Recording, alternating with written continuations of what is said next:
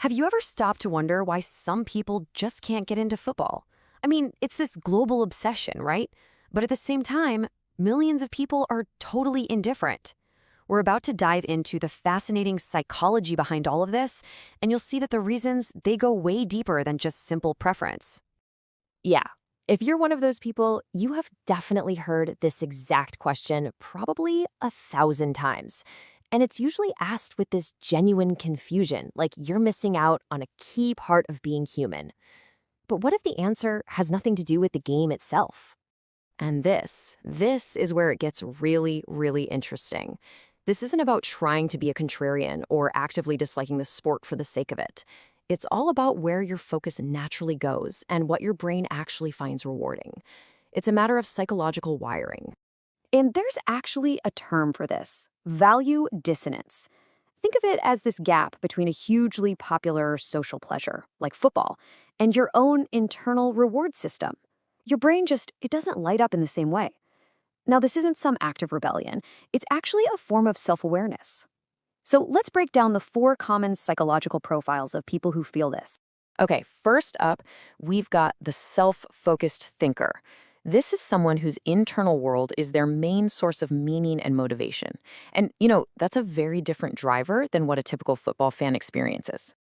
So for them, that feeling of accomplishment, that jolt of joy, it comes from their own progress, not from watching other people succeed.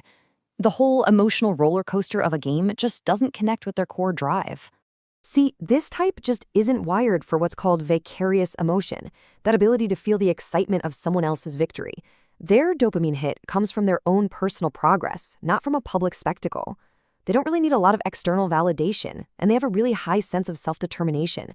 They look at a game and their brain just goes, why should I get excited about strangers winning? It's not that they're cold, they're just fundamentally independent thinkers. All right, let's move on to our second type, the disillusioned observer. Now, this is often someone who might have been a fan at some point, but something shifted their perspective. For this person, there was a moment of clarity. They started looking past the spectacle and saw the whole machinery behind it. The money, the marketing, the manufactured hype. And suddenly, it just didn't feel meaningful anymore. Psychologists actually call this existential detachment. It's that moment when a form of entertainment loses its meaning because it doesn't offer any real growth or purpose for you as an individual. You realize that cheering for a team, as fun as it might be, isn't going to fix your real-world problems, so you step back. Not because you feel superior or arrogant, but simply because you've become more aware of what truly matters to you. And this brings us to a really key difference between our first two types. For the self-focused thinker, it's all about their internal wiring. They just weren't really built for it in the first place. But for the disillusioned observer, it's about external awareness. They saw something in the world that changed their mind. One is focused on self-improvement, the other on finding real-world meaning. Okay, let's get to our third profile, the redirected mind. Now, this type isn't passionless at all. In fact, it's quite the opposite. Their passion just flows into totally different channels. With this type, their brain's reward system is just wired for different kinds of stimulation. So it's not that they dislike football, it's more that they just don't need it, because they're already getting their excitement somewhere else. This comes down to something psychologists call diversified stimulation patterns. Basically, their brain gets that dopamine rush from things that have variety and personal relevance.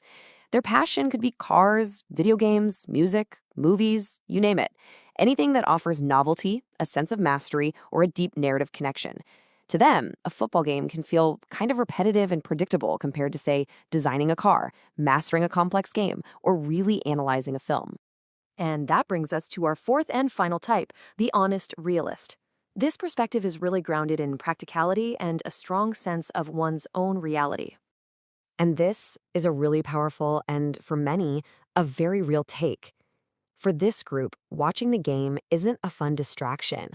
Instead, it just highlights the massive gap between the lives of millionaire athletes and their own personal struggles, which can actually make them feel worse, not better.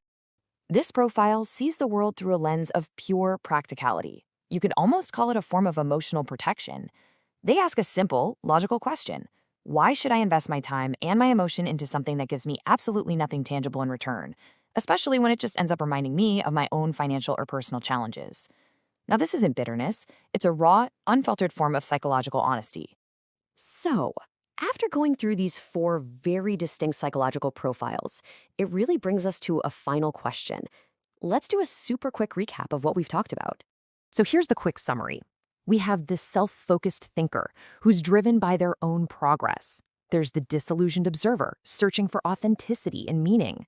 We have the redirected mind who's driven by novelty and new experiences. And finally, the honest realist driven by their own practical reality. And you know what? Each one is a totally valid way of processing the world. Ultimately, what all this really shows us is that not watching football isn't some kind of character flaw. It's just a reflection of where your mental and emotional energy is focused. So the question I want to leave you with is this. Which one of these rings most true for you? Or are you maybe a mix of them all? It's definitely something to think about.